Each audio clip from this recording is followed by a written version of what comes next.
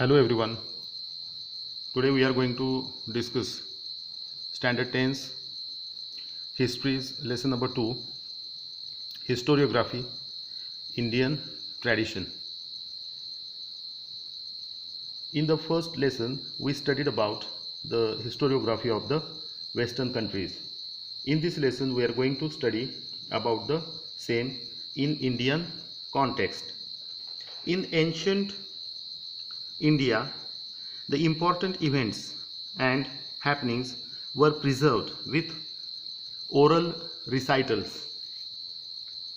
In the archaeological excavations, the seals and artifacts found from Harappan civilization tells us that we had mastered the art of writing in the 3rd millennium BCE. But that writing lettering style is yet to be revealed. In the 3rd BCE, Emperor Ashok Maurya's inscriptions on rocks and stones have been found. From the 1st century CE, the inscriptions begin to occur on coins, metal images, sculptures and metal plates. They provide important information about various kings, dynastic genealogies, territorial extent, administration, political events, social organizations, climate, famines, etc. Ramayana and Mahabharata, Puranas, Jain, Buddhist texts, historical accounts by Indian authors and travelogues by foreign travelers are the sources of Indian history.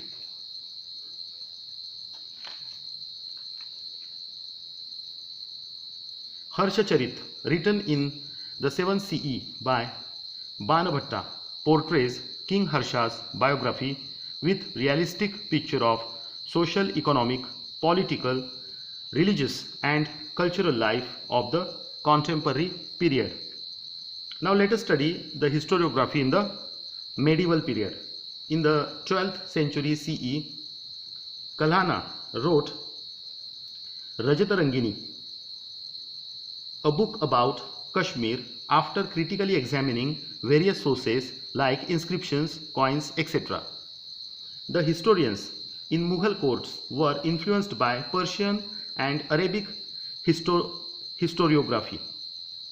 Ziauddin, who wrote Tariq-e-Firuz Shahi, says that a historian's duty is not only to write about a king's valor or greatness but also about his failing and incorrect policies. He should also write about the impact of the teachings of wise and learned men on the cultural life. Babur, the founder of Mughal Empire in India, wrote his autobiography Tuzuk-e-Babri. In this book, he wrote about the battles he fought and different regions and cities he visited. He also wrote about their local economy, customs, etc. Abul Fazl's Akbarnama is another realistic book written after a critical study of the historical sources. Marathi Bakhars are also very important. Sabhasat Bakhar, written by Krishnaji Ananta Sabhasat, tells us about Chhatrapati Shivaji Maharaj. Bahusaibanchi Bakhar describes the battle of Panipat. Panipatchi Bakhar also describes the same battle. Holkaranchi Kaifiyat tells us about Holkar and their contribution to Maratha rule. Historiography in the modern period. Sir Alexander Cunningham, the first Director General of the Archaeological Survey of India in British rule, started the study of Indian history. Harappa civilization was discovered by Sir John Marshall that tells us about the Indian history in the 3rd millennium BCE. 3 volumes of the history of British India were written by James Mill, published in 1817. He writes about absence of objective and prejudice about various aspects of the Indian culture. The History of India by Mount Stuart Elphinstone, Governor of Bombay, was published in 1841. Grand Duff wrote a history of Marathas, a 3-volumed book. His writing shows the British tendency of condemning Indian culture and history. Colonel Todd's writing about Rajasthan's history has the same problem. Nilkantha Janardhan Kirtane and Vishwanath Kashinath Rajwade, the two Indian historians, exposed the limitations of Grand Duff's writing.